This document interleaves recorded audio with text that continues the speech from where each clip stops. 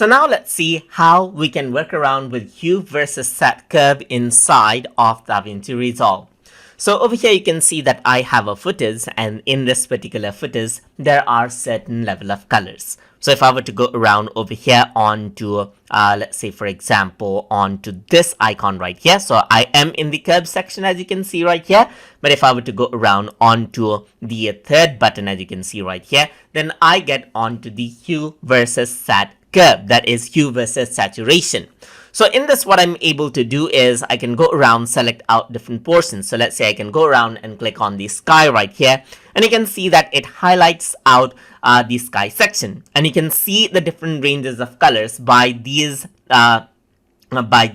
spectrum right here. So you can see that this is the blue sky, and if I were to go around and change this, then what happens is that I can go around, make the sky more blue. That is, I can add in more saturation to the blue area now. I can also go around and decrease out the saturation just like this as you can see right here. So let me just go around, increase out the saturation in the blue area, and that is what you have as you can see. If I were to go around onto the green grass area and click right here, then you can see that this is what you have. You can go around, increase and decrease the saturation of the grass over here. So let me just go around and then decrease the saturation a bit around over there. You can go around over here onto, let's say, the skin area, click on it, and there you go. You can see that you can increase out the saturation or decrease out the saturation right there. So let me just increase out saturation on that case. I can go around over here onto the rocks. I can decrease out the saturation of the rocks right here.